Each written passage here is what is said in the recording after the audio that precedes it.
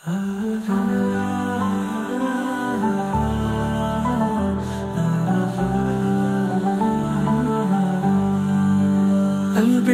रोशनी लुटाए, तौबा की शबनम दिल को भरे, इबादत का सुकून ले जिस्म और जान को तरोताजा करे।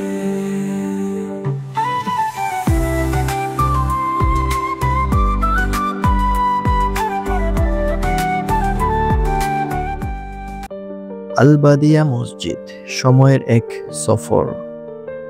ফুজিরা পাহাড়ের ভূখণ্ডের মাঝে দাঁড়িয়ে আছে এক প্রাচীন উপাসনালয়, আল-বাদিয়া মসজিদ।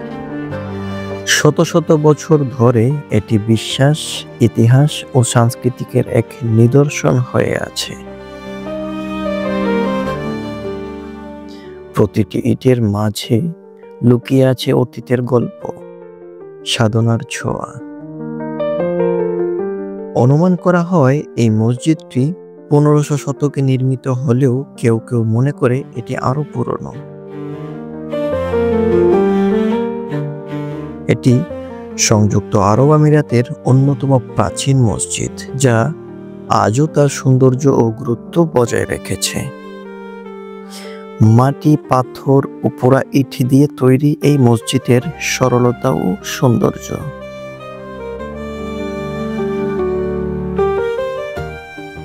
এর ডিজাইন ইসলামী সংস্কৃতি ও ধর্মীয় অনুভূতি প্রকাশ করে।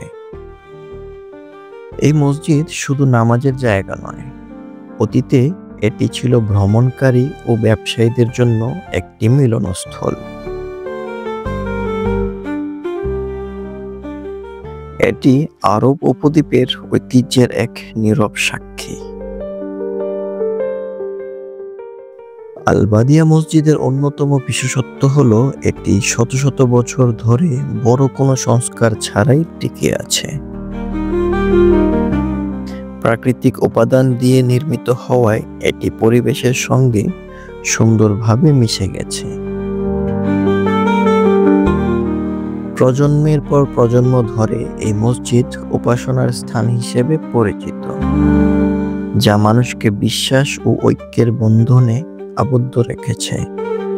আজও এটি তার মূল উদ্দেশ্য পূরণ করে চলেছে এবং সকল স্তরের মানুষকে স্বাগত জানাচ্ছে।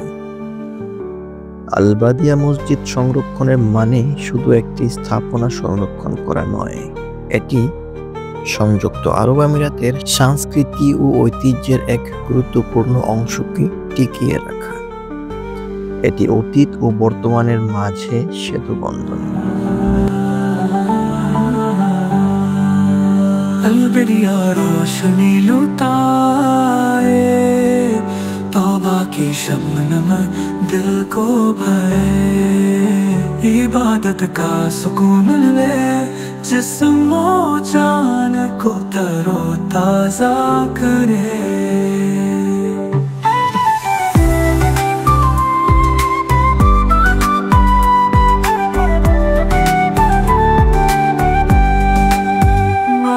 की दुनिया में मन का नहीं है सुकून, अलबेरिया उस सुकून की तलाश है। इस जिंदगी को जन्नत बनाने के लिए अलबेरिया है। ये कैसी रोशनी है अलबेरिया में, अलबेरिया रोशनी लुटा